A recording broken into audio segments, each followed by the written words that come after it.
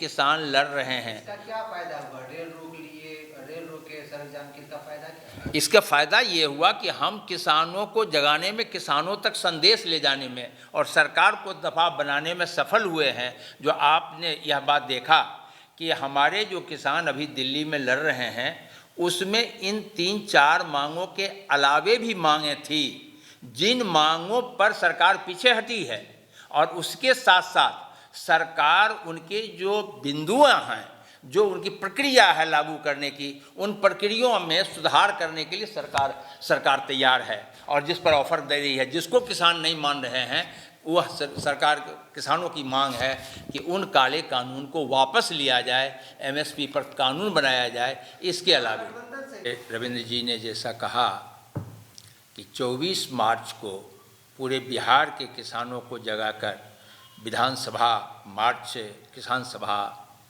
करने का निर्णय कल राज्य परिषद ने हमारा लिया है। उसके लिए पर्चे हमारे तैयार हो गए हैं।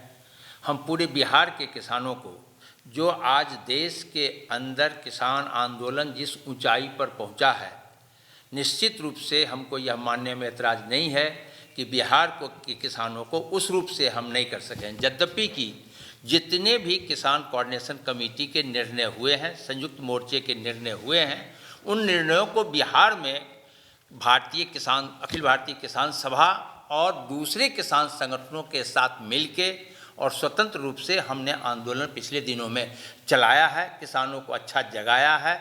कई कार्यक्रम हमारे हुए हैं, लेकिन जिस ऊंचाई पर गई है उस ऊंचाई पर ले जाने के लिए हम बिहार के किसानों को जगाने के लिए 11 तारीख से 17 तारीख तक सप्ताह मनाएंगे, किसानों को जगाएंगे और विधानसभा घेरेंगे, ताकि बिहार सरकार पर और केंद्र सरकार पर हम दबाव बनाएं कि इस तीनों कृषि कानून, जो किसान विरोधी, आम जन विरोधी कानून है, इसको समाप्त करे और एमएसपी को कानूनी गारंटी दे, और बिहार के अंदर जो कर्जग्रस्त हैं हमारे किसान, उसके कर्ज माफ़ हो, इस पर हम दबाव बना सकें। इसी को लेकर के 24 मार्च को यह आंदोलन का किसान सभा ने तय किया है। पूरे देश के अंदर में किसानों के विभिन्न कार्यक्रम तो हमारे हुए हैं। अगर यह कार्यक्रम नहीं होता और इसका असर नहीं पड़ता तो अब तक यह कानून पूरे तौर पर लागू हो गया था। सरकार भी कह रही है ना, अभी जितनी दूर तक को कह रही है, मानेगी नहीं मानेगी, अभी तो नेगोशिएशन चल रहा है। करंट के 1.5 साल के लिए हम आपको छूट देना चाह रहे हैं, इतने साल के लिए छूट देना चाह रहे हैं। ये क्या आप समझ रहे हैं कि बिना आंदोलन के दबाव की सरकार तो मान करके चली थी कि हमने कानून बना दिया और अभी इम्प्लीमेंट करेंगे।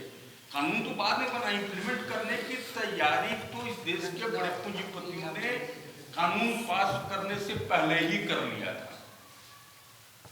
पूर्णिया के अंदर में बड़े बड़े अदानी महोदय का कटिहार में बन चुका था।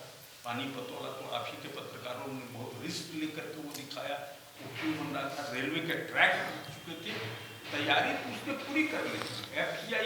एफसीआई के गोदामों को संचालन करने का ये किसी को पता नहीं था। इसके पहले सच्चाई है कि हम लोग को भी ठीक से पता नहीं था। कहाँ गुप्त समझौता होता है कि एफसीआई को उसने दे दिया था, तकरीबन 700 करोड़ रुपए के ठेका दे दिया था कि अब एफसीआई को तुम संभालो। तो ये तमाम चीजें तो प्राइवेट के हाथों में, खासतौर पर 2 फैमिली के हाथों में तो दे चुके थे। ये तो ये आंदोलन हुआ के रुका हुआ है और उनकी तैयारी, वो खरीदेगा कॉन्ट्रैक्ट पर, उसके लिए उसने पूरे जगहों पर गोदाम की तैयारी कर ली और बेचने का काम अंबानी महोदय करेंगे। अंबानी महोदय के 2500 से ज़्यादा जगह जगह पर जो है उनके अपना बेचने वाला जो मल्टीप्लेक्स जो बनाएंगे वो बना चुके। और बनाने के अलावा अगर एक कस्बे के अंदर में मान लीजिए कि आपने अगर कोई एक मॉल बनाया है तो उसको फ्रेंचाइजीज पर भी उन्होंने लिया बड़े पैमाने पर। तो खरीदेगा एक कॉन्ट्रैक्ट करके और बेचेगा एक, मारे जाएंगे बीच में। ये तो सब कुछ उसने कानून बनाने से पहले तैयारी कर ली थी, कानून तो बाद में बनाया। अगर यह आंदोलन नहीं होता और आप जैसे पत्रकार इस मामले को रिस्क लेकर, अपनी जिंदगी का रिस्क लेकर, कुछ लड़कों ने जो जिंदगी का रिस्क लेकर के ये मामले को देश के सामने और पूरी दुनिया के सामने लाया कि किस ढंग से ये प्लान वे में ये कर रहे हैं, वो तरीके से जिस ढंग से आनंद के अंदर में पास करा दिए इन्होंने राज्यसभा के अंदर। तो ये आंदोलन अगर नहीं होता तो भाई साहब अभी तक